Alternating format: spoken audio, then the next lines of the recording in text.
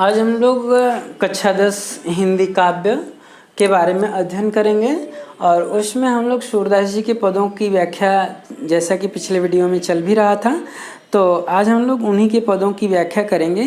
उनका आज पद है कि उद्धव मोहि ब्रज बिसरत नहीं।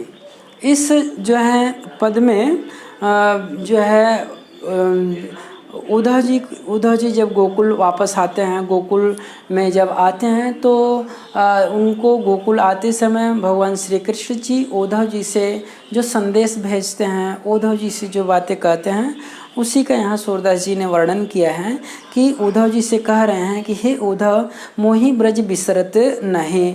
वृंदावन गोकुल बन उपवन सघन कुंज की छाही। प्रात समय माता जसुमति अरुनंद देख सुख पावत। माखन रोटी दही सजायो अति हित साथ खवावत। गोपी ग्वाल बाल संग खेलत सब दिन हसत सिरात। शूरदास धनि धनि वर ब्रजवासी जिनसो हित जदुतात। कहते हैं उद्धव मोहि ब्रज बिसरत नहीं। उद्धव जी से कहते हैं कि हे उद्धव जी, मैं बहुत उस ब्रज के गांव को भूलना चाहता हूं, लेकिन फिर भी वह गांव मुझसे भूलता नहीं है।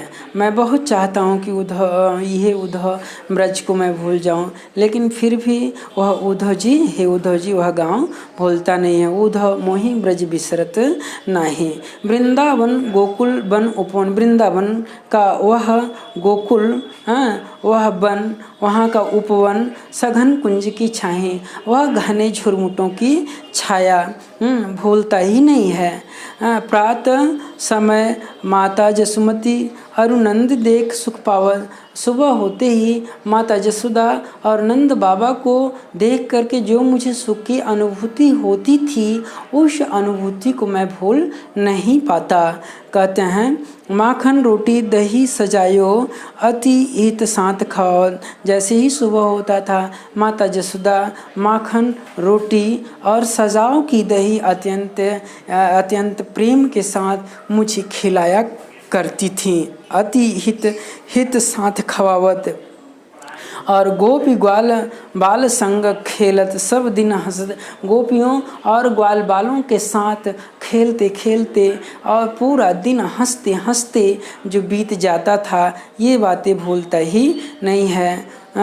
ये बातें भूलता ही नहीं है। सूरदास धनि धनि ब्रजवासी, सूरदास जी कहते हैं कि प्रभु उद्धव जी से कहते हैं कि हे उद्धव जी, धन्य हैं वो ब्रज के लोग जिन्होंने हमारे ऊपर जादू कर दिया है, जिससे कि हम उन्हें भूलना चाहते हैं फिर भी नहीं भूल पाते, वे मुझसे अलग नहीं हो पाते हैं।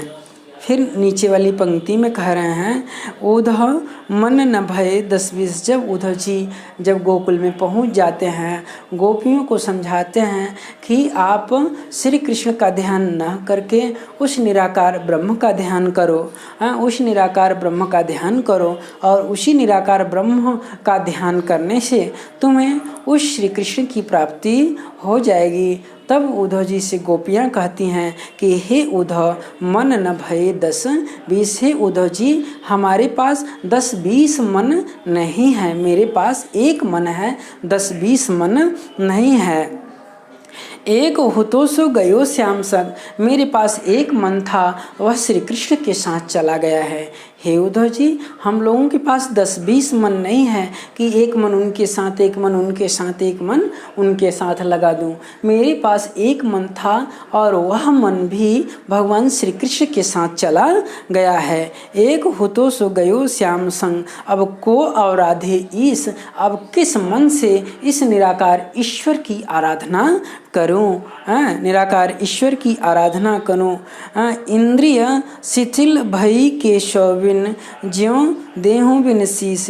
इंद्रिय शिथिल भई केशव बिन, केशव के बिना अर्थात श्री कृष्ण के बिना हमारी जितनी भी ज्ञानी इंद्रियां, कर्म इंद्रियां हैं, सारी इंद्रियां क्या हो गई हैं? शिथिल हो गई हैं, कमज़ोर हो गई हैं। उसी प्रकार कमज़ोर हो गई हैं जैसे देह बिनु शीश, जैसे शरीर के बिना शीश की गति होती है, धड़ मुख मुंडी की गति होती है, जैसे देह बिन शीश।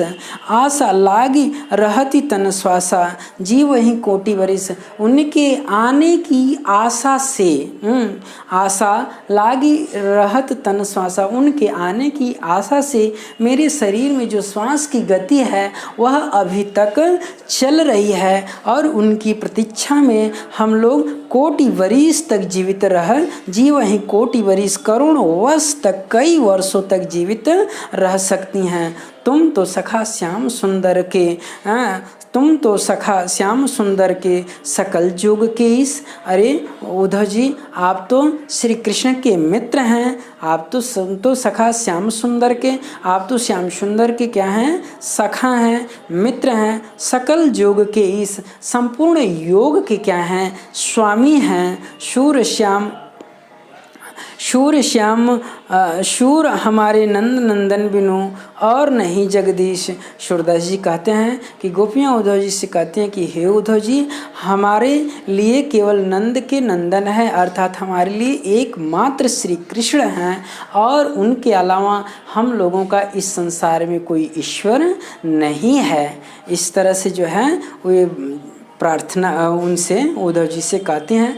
तो हमने आप लोगों को 2 पदों की व्याख्या बता दिया है, जिसमें अब जो अलंकार है वह उसमें उपमा भी अलंकार है, उपमा भी अलंकार है और अनुप्रास अलंकार है। उपमा अलंकार, अनुप्रास और रस जो है वह जो है आपका भक्ति रस है, अस्थाई भाव जिसका अनुराग है, और गुण प्रसाद है। गुण जो है ये प्रसाद है, ठीक है, गुण प्रसाद है।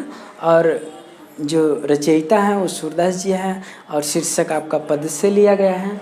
और यदि कोई समस्या होती है तो आप हमें कमेंट करें, और कमेंट के जैसे ही करते हैं हम आपकी समस्याओं का तुरंत समाधान भेजते हैं। और अगली जो है अगला जो पद है वो हम नेक्स्ट वीडियो में आप तक पहुंचाने का प्रयास करते हैं। ठीक है दोस्तों।